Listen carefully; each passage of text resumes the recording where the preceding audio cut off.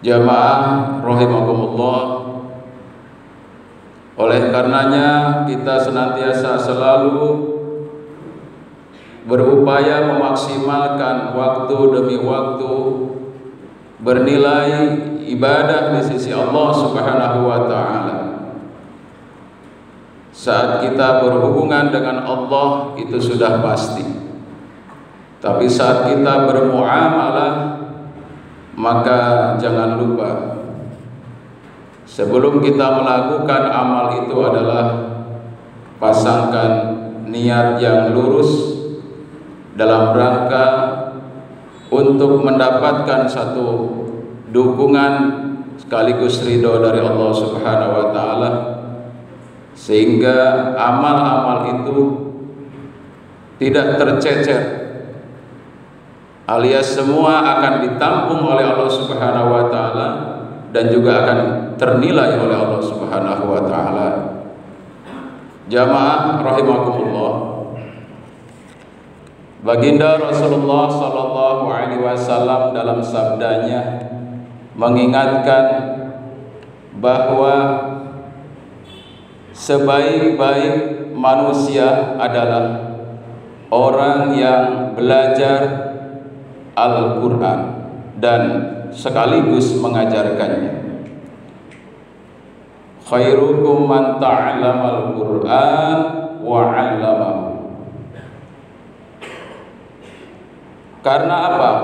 Al-Quran adalah merupakan sumber dari segala sumber hukum bagaimana tata cara manusia hidup di muka bumi ini, bagaimana supaya dia bisa menata kehidupan ini dengan kehidupan yang diridhoi oleh Allah Subhanahu wa taala. Bagaimana kita menata saat kita hablu minallah, berhubungan dengan Allah, dan juga bagaimana menata saat kita berhubungan dengan sesama manusia. Semua lini kehidupan manusia di muka bumi ini semua sudah diatur oleh Allah Subhanahu wa taala.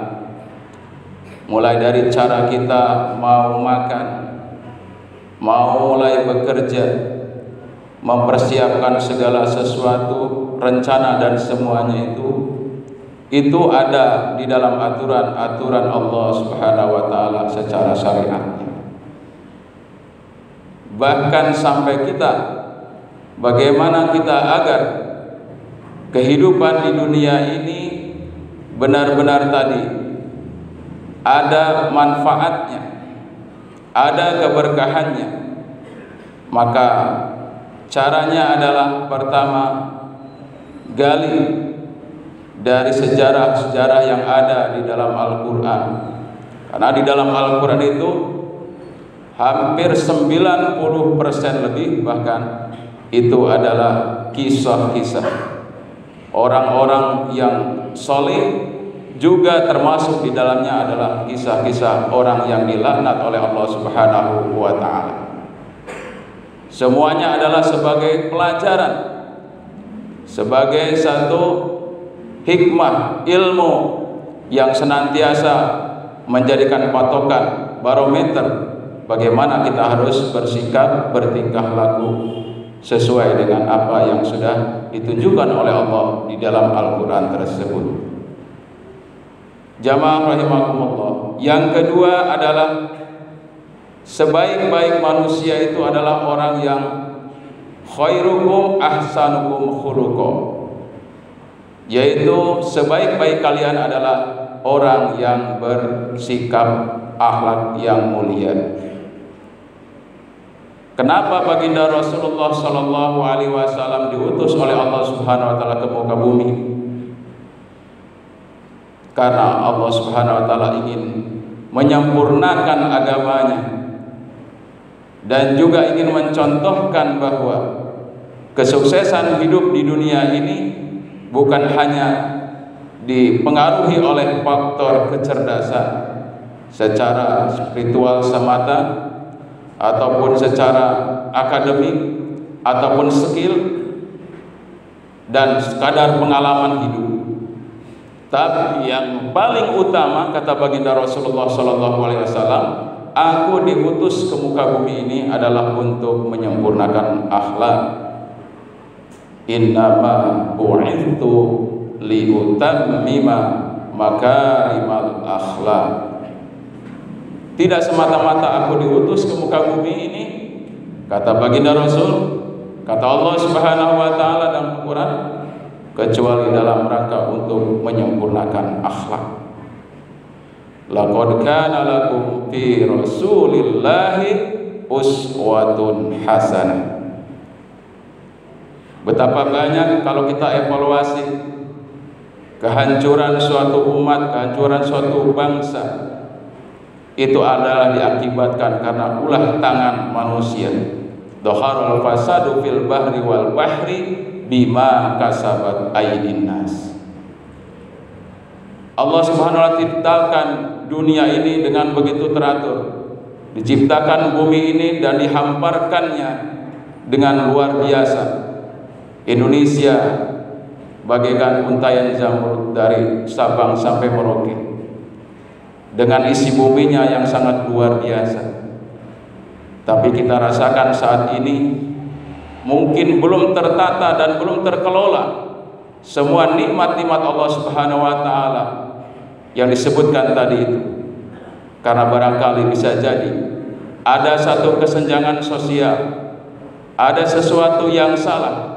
Bagaimana sebenarnya manusia bisa memberdayakan satu ilmunya dengan cara yang baik, sehingga ilmu yang dia peroleh tersebut bisa termanfaatkan bagi manusia yang lainnya untuk dalam rangka mengelola apa-apa yang ada Allah siapkan di muka bumi ini. Jamaah rahimakumullah. Kemudian yang ketiga adalah bagaimana seorang muslim yang baik, berperilaku yang baik, tiada lain yang menyenangkan kepada sesama itu adalah saat dia melaksanakan janjinya. Setiap manusia yang paling baik itu adalah orang yang senantiasa melaksanakan ataupun menepati janjinya. Sedikit saja dia tidak melakukannya itu, dia akan dinilai oleh orang tersebut orang yang ingkar janji, dan ini sangat sulit untuk diperbaiki. Dan itu pun kalau terus menerus dan membiasakan dalam rangka untuk melanggar janji-janjinya, ini akan menjadikan karakter yang tidak baik ataupun akhlak yang sayyi'ah. Nah, dalam hal ini insyaallah kita ada janji kepada Allah, ada janji kepada sesama manusia. Begitu kita janji kepada Allah Subhanahu wa taala, maka tepatilah janji tersebut. Begitu kita ada janji kepada sesama manusia, maka itu akan menjadi hutang saat kita masih menunda-nundanya janji tersebut. Mari kita sama-sama untuk senantiasa untuk menepati janji ini, karena Allah Subhanahu wa taala pun tetap nanti akan menagih janji-janjinya atas kita semua ketika kita hidup di dunia yang fana ini. Jamaah rahimakumullah. Selanjutnya adalah manusia yang terbaik, kata baginda Rasulullah SAW, adalah khairukum li ahlihi, khairukum ahsanu li ahlihi, yaitu satu kepala rumah tangga yang senantiasa berbuat baik kepada ahli keluarganya. Dan ini adalah merupakan satu tanggung jawab sebagai seorang laki-laki, sebagai seorang ayah, sebagai seorang kepala rumah tangga, sebagai barangkali termasuk juga pejabat, ketua dan lain sebagainya. Ini adalah merupakan bagian dari kewajiban kepada masyarakatnya. Bagaimana menjadi manusia yang bisa bermanfaat bagi yang lainnya, mengayominya dan seterusnya. Jamaah rahimakumullah. Yang terakhir adalah khairukum alyanukum fis shalah. Jadi ketika kita melaksanakan ibadah sholat, terutama kita saat sekarang ini sholat dalam berjamaah, Maka mari kita luruskan shop kita. Lurus dan rapatnya shop itu adalah merupakan bagian daripada kesempurnaannya sholat ataupun ibadah kita. Dan di dalam sholat berjamaah itu adalah merupakan satu tuntunan tatanan kehidupan dalam bermasyarakat. Ada pemimpin dan juga ada masyarakat ataupun ada makmum. Jadi keselarasan keduanya di dalam kehidupan kita sehari-hari itu Allah gambarkan bagaimana solidnya ya di dalam sholat berjamaah. Mudah-mudahan insyaallah beberapa hadis baginda Rasulullah SAW yang sudah disebutkan tadi, insyaallah kita semua akan jadikan sebagai suatu amalan, pelajaran, dan insyaallah akan mengupgrade amal-amal kita sehingga Allah Subhanahu wa taala terus akan mendorong kita, akan memotivasi kita sehingga kita akan menjadi golongan orang-orang yang senantiasa amanu wa amilus sholihat. Barakallahu li wa lakum fil Qur'anil Karim wa nafa'ni wa iyyakum bima fihi minal ayati wa dzikril hakim. Wa taqabbalallahu minna wa minkum tilawatahu innahu huwal ghafurur